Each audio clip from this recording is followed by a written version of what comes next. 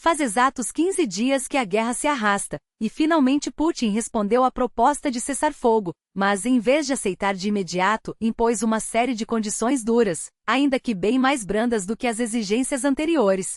O que isso significa? Depende inteiramente de como a equipe de Trump interpreta a jogada. Por enquanto, a Casa Branca não ficou satisfeita com a resposta russa, e os primeiros sinais de pressão já começam a aparecer. Sanções a bancos que ainda negociavam energia, restrições mais rígidas a transações e um claro recado de que não haverá mais exceções. A situação é complexa, e vou explicar os detalhes em instantes. O mais surpreendente é que Putin recuou de suas demandas maximalistas. Ele já não exige a retirada total das forças ucranianas até as fronteiras de 2014, nem a mudança na Constituição da Ucrânia para garantir um acordo de paz. Esse movimento pode ser um sinal claro para os Estados Unidos. A Rússia está disposta a ceder até certo ponto, mas não mais do que isso. E segundo pesquisas recentes, a população ucraniana apoia Zelensky de forma esmagadora, o que torna impossível pressioná-lo a aceitar termos que, mesmo suavizados, seriam um suicídio político. Será que Washington entende essa realidade? É difícil dizer. Enquanto isso, a Rússia anunciou a libertação de cidades como Sudza e Melovoi, na região de Belgorod, apresentando esses avanços como vitórias militares significativas. Mas a verdade é que a ofensiva ucraniana em Kursk pegou Moscou de surpresa, especialmente porque os Estados Unidos cortaram o acesso da Ucrânia a informações de inteligência cruciais para operações em território russo.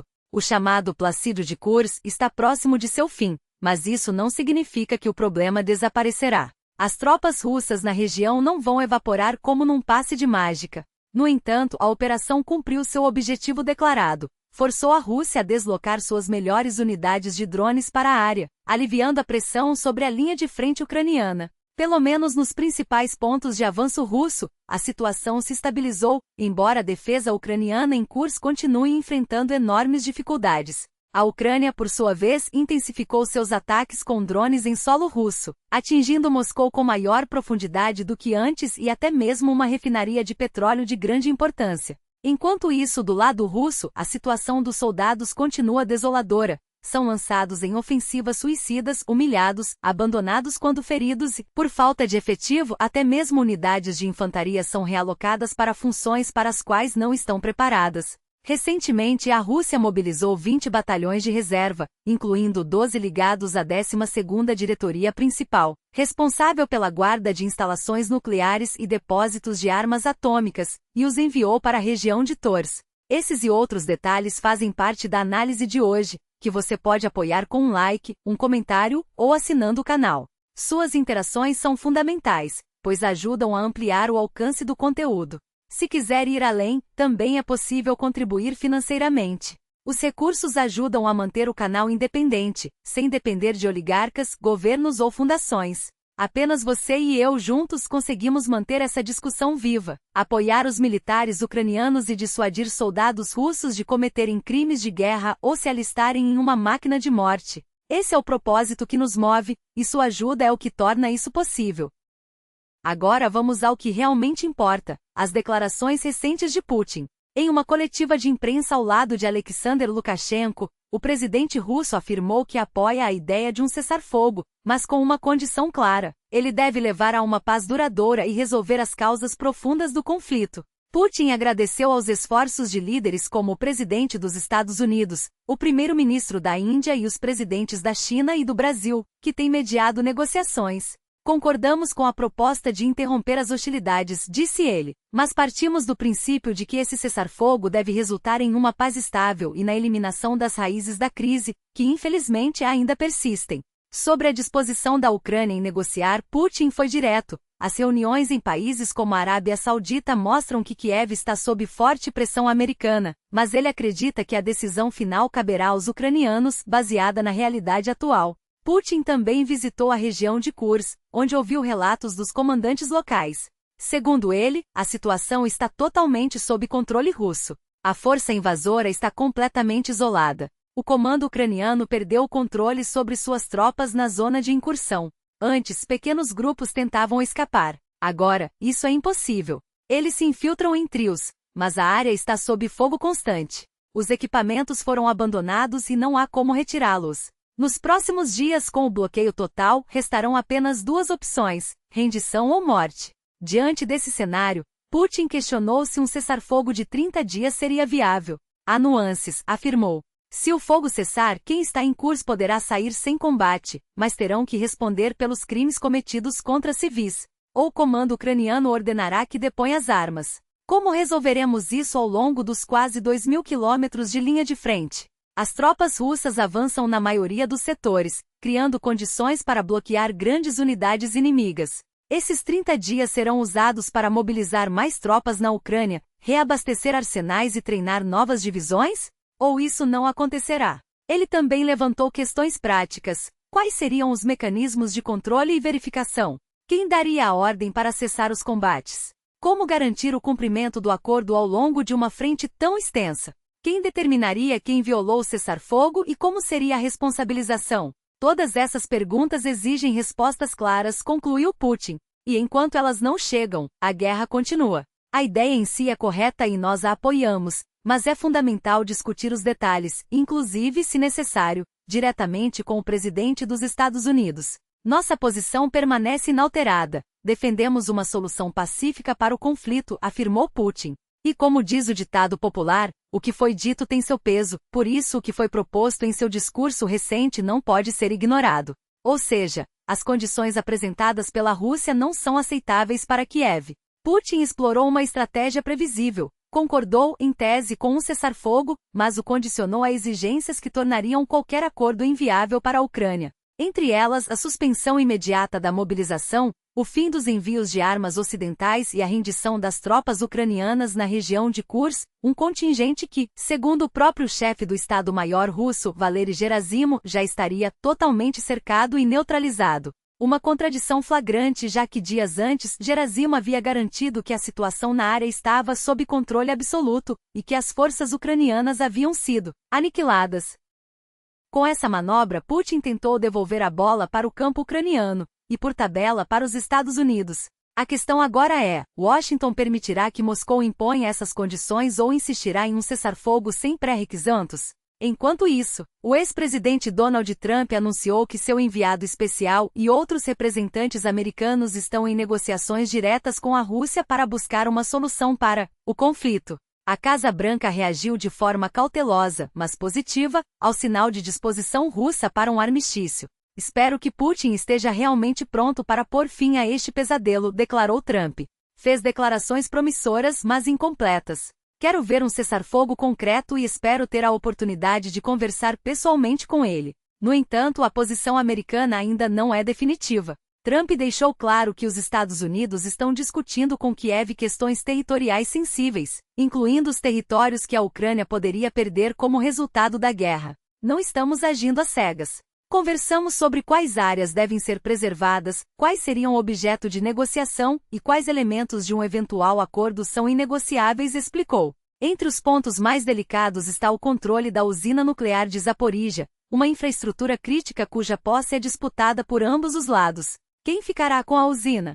Quem controlará essas áreas? São questões complexas, admitiu. Para os Estados Unidos, o primeiro passo é um cessar-fogo, mas Washington já avançou em discussões sobre detalhes que definirão o futuro do acordo. Não faz sentido negociar um armistício se ele não significar nada. Por isso, estamos estabelecendo limites claros, o que a Ucrânia pode ceder e o que não pode, afirmou Trump. Segundo ele, muitos desses pontos já foram debatidos nos bastidores, mas a resposta final caberá à Rússia. Se Moscou não estiver disposta a ceder, será uma grande decepção para o mundo, alertou. Enquanto isso, a reação de Kiev foi de ceticismo absoluto. O presidente Volodymyr Zelensky não hesitou em classificar as declarações de Putin como mais uma manobra de manipulação, destinada a ganhar tempo e enfraquecer a posição ucraniana. Ouvimos palavras previsíveis de Moscou. Enquanto falam em paz, continuam avançando no fronte. Precisamos estar preparados, afirmou Zelensky em tom de alerta.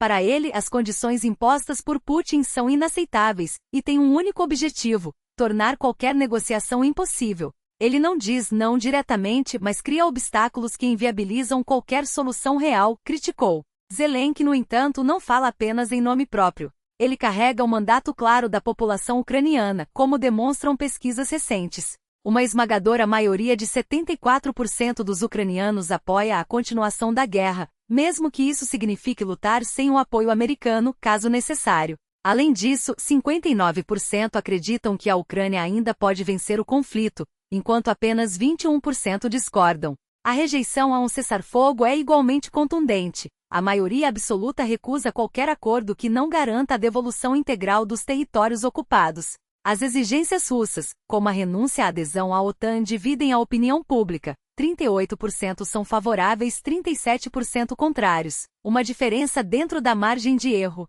Mas quando o assunto é reconhecer as anexações territoriais feitas pela Rússia desde 2014, a resistência é quase unânime. Apenas 6% aceitariam ceder qualquer parte do território ocupado após 2022, e 27% estariam dispostos a negociar áreas tomadas em 2014. A redução das forças armadas ucranianas, outra possível exigência de Moscou, é rejeitada por 80% da população.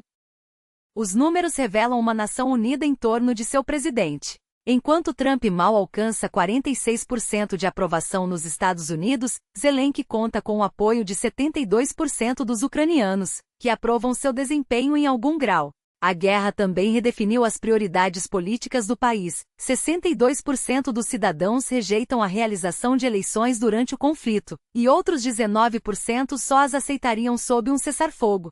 Apenas 14% defendem a realização imediata de eleições, mesmo com a mobilização em curso. Para Zelensky, isso significa que qualquer pleito agora não apenas seria logisticamente inviável, mas também poderia fortalecer ainda mais sua posição. Se as eleições ocorressem hoje, as pesquisas indicam que Zelensky venceria no primeiro turno, com 46% dos votos, contra 31% de seu potencial rival, o ex-comandante das Forças Armadas Valery Zaluzhin, que até o momento não manifestou interesse em concorrer. Há até especulações de que Zaluzhin poderia apoiar Zelensky em um eventual segundo turno. Falaremos mais sobre a saída de Zaluzhin após a guerra. Na minha opinião, sua demissão foi um dos maiores erros da Ucrânia neste conflito, e como já disse antes, acredito que houve pressão americana por trás disso, comentou um analista. Enquanto isso, Kiev já apresentou suas linhas vermelhas para qualquer negociação de paz. Entre elas, a questão da adesão à OTAN e a integridade territorial ocupam lugar central. Mas para que um acordo seja possível, será preciso mais do que palavras. O mundo espera para ver se a Rússia está realmente disposta a ceder, ou se tudo não passa de mais um jogo de cena, afirma a European Pravda, citando fontes próximas ao governo ucraniano. Segundo o interlocutor, Kiev não aceitará qualquer restrição ao tamanho de suas forças armadas ou à participação em organizações internacionais, incluindo a OTAN e a União Europeia. Andriy Yermak, chefe do gabinete presidencial, teria sido ainda mais enfático. A Rússia não terá direito a veto sobre o futuro da Ucrânia. Ou seja, mesmo que Moscou exija como condição para um cessar-fogo a alteração da Constituição ucraniana para barrar a entrada do país na Aliança Atlântica, Kiev não cederá. O caminho para a OTAN pode até ser longo, mas não será bloqueado por pressão externa. Enquanto isso, nos bastidores, Washington e Berlim articulam uma estratégia para adoçar o caminho da Ucrânia rumo à vitória, às custas da Europa. Investigações revelam que a Alemanha está em negociações avançadas para retomar as importações de petróleo russo pelo oleoduto Druzhba, direcionando o combustível para a refinaria PCK em Sede, próxima à fronteira com a Polônia. Para viabilizar o acordo, empresas americanas estariam dispostas a comprar a participação da Rosneft na refinaria, atualmente sob administração temporária do governo alemão, e repassá-la a um operador local. A transação, porém, só avançaria com o aval de Moscou e a promessa de um cessar-fogo na Ucrânia. O timing não é coincidência. Enquanto Kiev e Washington discutiam um possível armistício de 30 dias em reuniões na Arábia Saudita, um alto representante do governo alemão desembarcou discretamente em Riad. Fontes presentes às conversas descrevem um cenário onde os Estados Unidos ditam o ritmo das negociações, reduzindo o espaço de manobra dos alemães. O plano de Biden, segundo um participante que preferiu não se identificar, é engenhoso: enfraquecer a indústria automotiva alemã com tarifas de importação, ao mesmo tempo em que lucra com o transporte de petróleo russo por infraestrutura americana. Os russos vendem o óleo, os americanos o refinam e distribuem, e os europeus pagam a conta, resumiu o interlocutor. Todos saem ganhando, menos a Ucrânia. As sanções, por sua vez, seguem como moeda de troca. A administração Biden emitiu uma licença temporária que permitia transações com bancos russos sancionados, desde que relacionadas ao setor energético. A medida, inicialmente válida até dezembro de 2024, não foi renovada, pelo menos oficialmente. O Departamento do Tesouro dos Estados Unidos confirmou o fim da licença, mas minimizou o impacto, classificando-a como um procedimento padrão para encerrar operações pendentes. No entanto, analistas alertam: se a decisão for definitiva, o golpe será duro. Sem a licença, qualquer entidade que negociar petróleo russo poderá ser alvo de sanções secundárias, cortando o acesso ao sistema financeiro global. Moscou teria que vender seu petróleo a preços irrisórios, ou simplesmente deixá-lo no solo. Ainda assim, há ceticismo. Até que o Escritório de Controle de Ativos Estrangeiros, OFAC, dos Estados Unidos emita um esclarecimento formal, as transações continuam como antes. Enquanto não houver uma diretriz clara, o mercado seguirá operando normalmente, explicou um especialista em sanções, sob condição de anonimato. Mas se o OFAC confirmar que a licença não será renovada, o caos será imediato. Bancos, traders e refinarias correrão para se desvincular da Rússia, e o preço do barril despencará. A pergunta que fica é: será essa uma pressão real ou apenas mais uma ameaça no jogo de xadrez geopolítico? Enquanto as potências negociam nos bastidores, a guerra no fronte não dá trégua. Para compensar o desgaste das reservas de mísseis de longo alcance, os Estados Unidos anunciaram a entrega de bombas planadoras Joint Direct Attack Munition Extended Range (JOER) à Ucrânia, com alcance de até 72 quilômetros e resistência aprimorada a interferências russas. As armas permitirão a Kiev atingir alvos estratégicos com maior precisão. As primeiras remessas devem chegar nas próximas semanas, não como um gesto de boa vontade da nova administração, mas como resultado de um planejamento iniciado ainda sob Biden. A modernização das JOER e a produção de novas unidades levaram meses, e a única inovação da gestão atual foi manter o cronograma. Mas a realidade no campo de batalha não muda. Enquanto as capitais ocidentais discutem petróleo e sanções, soldados ucranianos continuam morrendo. A única força que se opõe, dia após dia, à máquina de guerra russa são os próprios defensores da Ucrânia. E eles precisam de mais do que palavras, precisam de apoio concreto. Neste momento, um dos batalhões da 110ª Brigada de Defesa Territorial lança um apelo urgente. Estão arrecadando fundos para adquirir um veículo blindado, essencial para evacuar feridos, transportar suprimentos e garantir a mobilidade das tropas sob fogo inimigo. Caros amigos, estamos lutando na linha de frente e precisamos da sua ajuda, diz o soldado Petro, porta-voz do grupo. Infelizmente perdemos colegas em combate, Vânia, Mikhailo, Lilda, e nosso equipamento está desgastado. Um veículo blindado é uma das nossas maiores necessidades. Com ele podemos salvar vidas, resgatar civis e manter nossas posições. Por isso apelamos a vocês, contribuam com o que puderem. A campanha já conta com o apoio de doadores internacionais, mas o objetivo ainda não foi alcançado. Cada contribuição faz diferença. Seja via transferência bancária, PayPal ou outras plataformas, o importante é agir agora. A vitória não virá apenas com armas sofisticadas ou acordos diplomáticos. Virá com a resistência incansável daqueles que defendem sua terra e com a solidariedade de quem entende que a liberdade não tem preço. Apoie. Contribua. Salve vidas. Porque enquanto houver ucranianos lutando, a esperança não se renderá. Glória à Ucrânia! Naquele dia com armas e ódio, sabendo exatamente o que estavam fazendo. E em segundo lugar, as autoridades locais que falharam em proteger vidas, não por incompetência, mas por cumplicidade. O que o Tribunal Europeu de Direitos Humanos deixou claro não foi apenas uma condenação financeira, mas um veredito moral. A verdade não pode ser apagada pela propaganda. Nem pela Rússia que distorce os fatos para justificar invasões, nem pela omissão daqueles que preferem esquecer a violência que antecedeu esta guerra. A tragédia de Odessa não foi um acidente. Foi um prenúncio. Um aviso do que aconteceria anos depois, quando tanques russos cruzariam a fronteira sob a mesma narrativa de libertação e denazificação. Mentiras que já haviam sido usadas para semear o caos em 2014. Os mesmos métodos, os mesmos atores, os mesmos resultados, sangue, fogo e impunidade. E enquanto alguns ainda questionam por que a Ucrânia resiste com tanta determinação, a resposta está ali, naquele dia em Odessa. Está nas balas disparadas contra manifestantes pacíficos, nos corpos deixados para trás, nas famílias que até hoje esperam por justiça.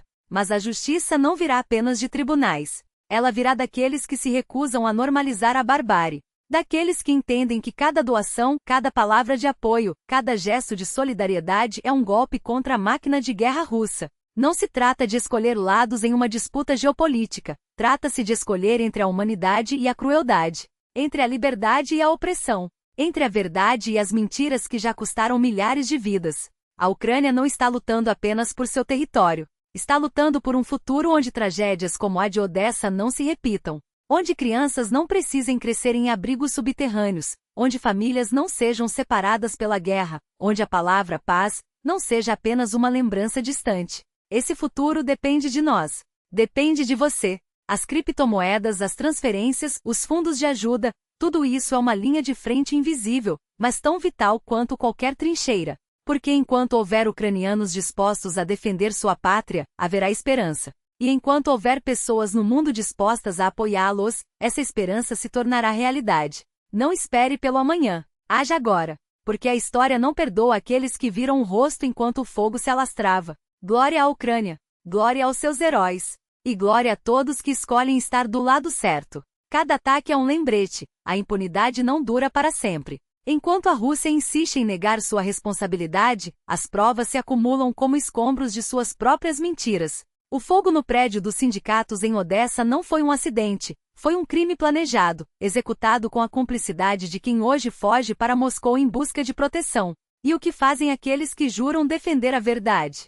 Nada, absolutamente nada. Porque a verdade não precisa de defensores quando os fatos falam por si. E os fatos hoje são drones sobrevoando Moscou como aves de rapina sobre um império em decadência. Não são apenas ataques, são mensagens escritas no céu, em chamas e fumaça, para quem ainda se recusa a enxergar. O terminal de petróleo em Krasnodar, as refinarias em Tambov, as linhas de produção de drones em Kaluga. Cada alvo atingido é um golpe na máquina de guerra que sustenta essa invasão. E o mais irônico? Os mesmos que aplaudiam a reconstrução do gasoduto para abastecer a Europa agora veem suas estações de compressão se transformarem em cinzas. A história tem um senso de humor cruel.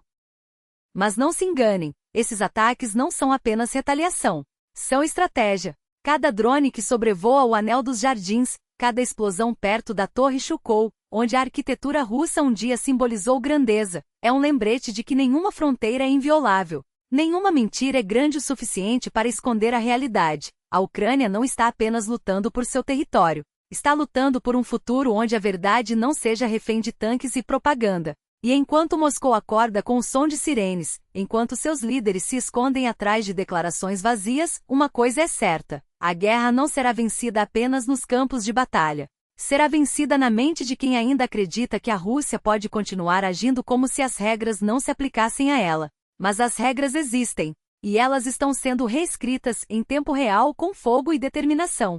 A pergunta que fica é: de que lado você quer estar quando a história fechar esse capítulo? Do lado dos que viram as costas enquanto o mundo queimava? Ou do lado dos que escolheram agir, mesmo quando o fogo já estava à porta? A escolha é sua, mas o relógio não para, e cada segundo conta. No solo industrial, as chamas devoram estruturas que um dia simbolizaram o progresso, enquanto fragmentos de metal retorcido caem como chuva sobre o que restou. Cada explosão é um lembrete. A Rússia não escolhe alvos, ela escolhe alvos para punir. E os números não mentem. 80% dos ataques recentes miraram no coração da economia ucraniana: refinarias, depósitos de combustível, fábricas que alimentam não só um país, mas uma resistência. Enquanto isso, em Konstantinovka, uma família de 3 gerações é dilacerada por um único míssil. Uma avó de 65 anos, um casal na faixa dos 40 e seu filho de 15 anos, todos feridos, todos marcados para sempre. Não são danos colaterais. São vidas deliberadamente esmagadas sob a bota de um regime que insiste em chamar guerra de operação especial. E onde estão as vozes que com tanto zelo investigam cada detalhe quando o sangue é ucraniano? Onde estão os repórteres que dissecam biografias de vítimas de ataques de drones em Moscou, mas seduzem as cinzas humanas em Kharkiv e estatísticas frias? A seletividade não é acidental, é cumplicidade. Enquanto a Rússia tenta vender a narrativa de que ambos os lados sofrem, a verdade é que um lado escolheu o massacre como estratégia, e o outro apenas tenta sobreviver. Em Kursk, a névoa da guerra esconde mais do que revela. Não há imagens dos subúrbios ocidentais, apenas silêncio. Silêncio suspeito.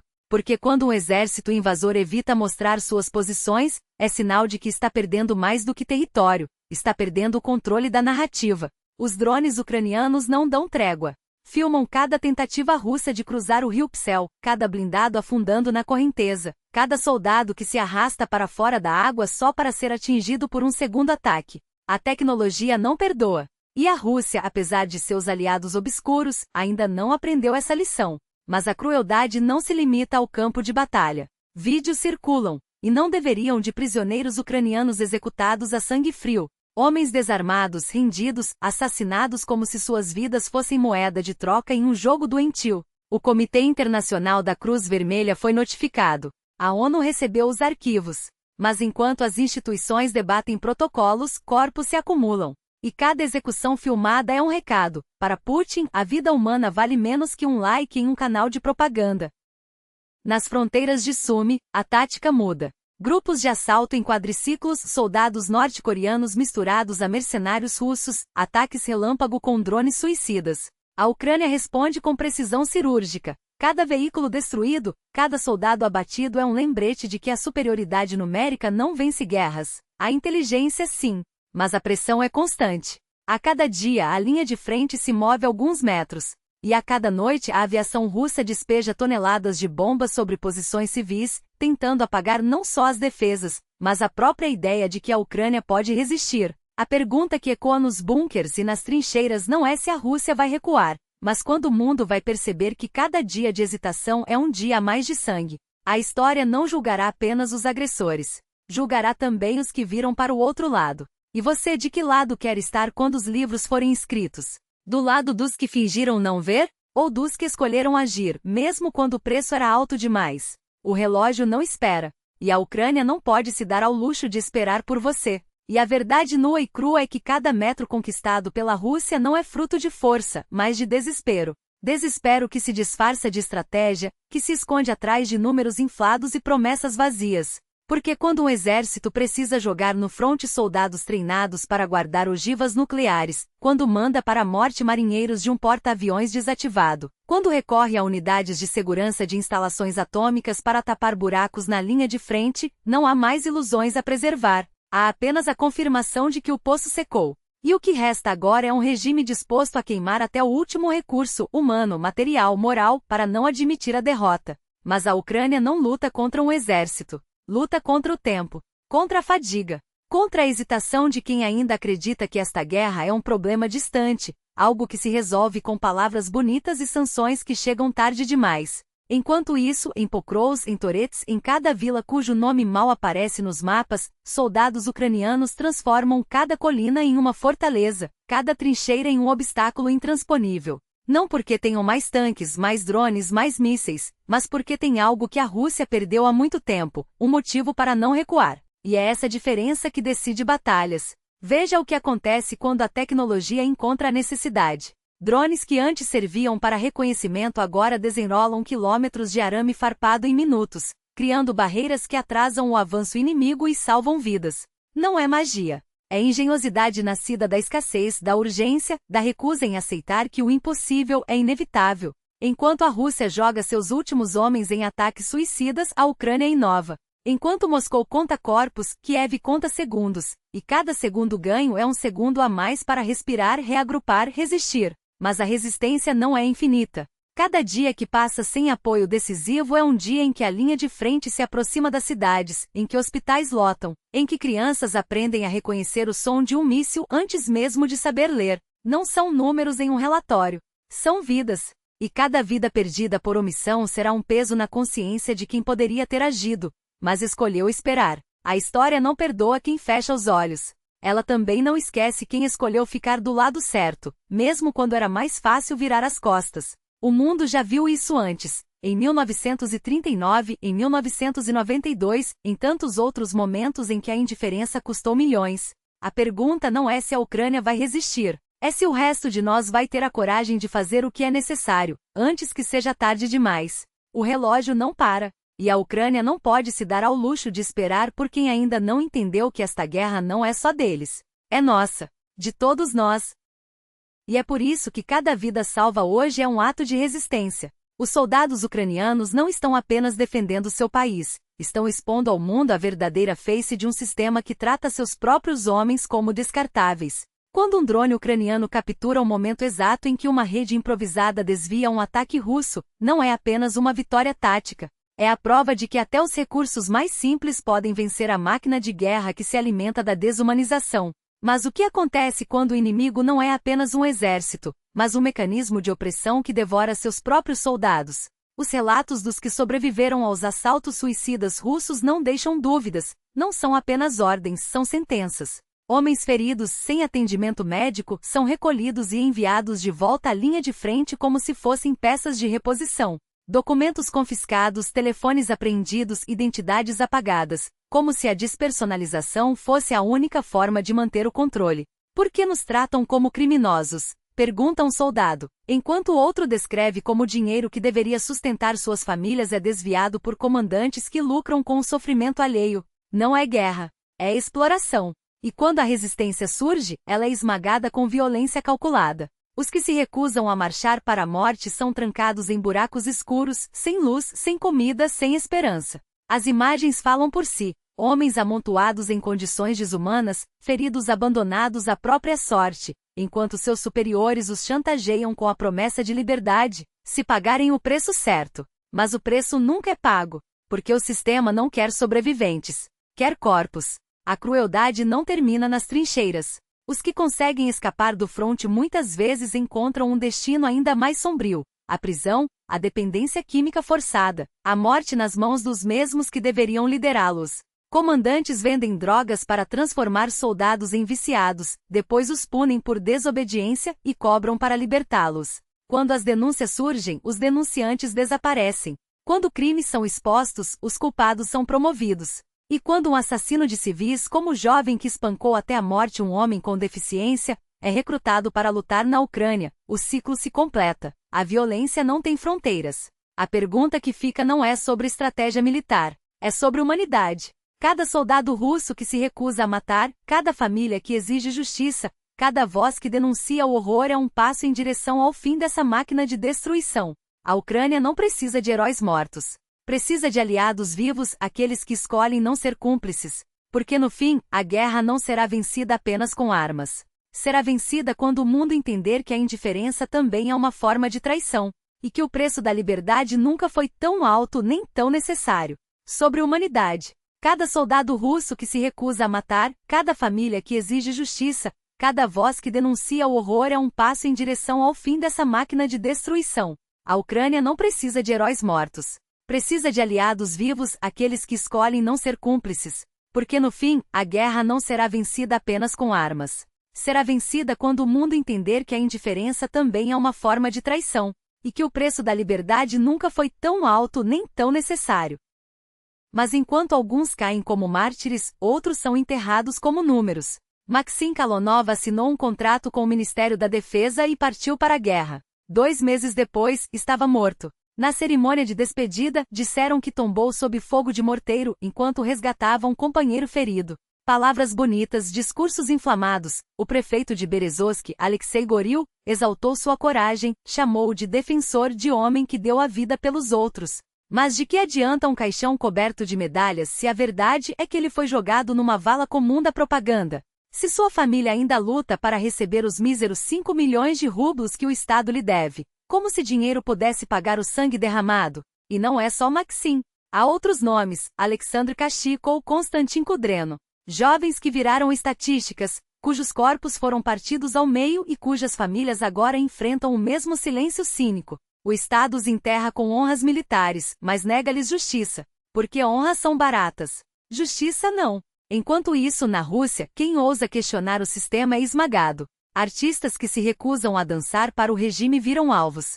Ivan Dorn, por exemplo, não se escondeu atrás de desculpas esfarrapadas, não inventou parentes doentes nem fingiu neutralidade. Ele escolheu não ser cúmplice. E por isso pagou o preço. Shows cancelados, ameaças, perseguição. Mas sua música não se calou. Em canções como Zubinaia Feia, ele expõe a hipocrisia dos que se vendem, dos que se ajoelham diante do poder enquanto outros morrem. É um grito direto, sem rodeios. E é exatamente isso que precisamos. Vozes que não se curvam, que não se escondem atrás de metáforas. Porque a guerra não é só feita de balas. É feita de silêncio, de artistas que se calam, de jornalistas que mentem, de cidadãos que viram o rosto. Cada um que se recusa a ser parte disso é um tijolo arrancado do muro da opressão.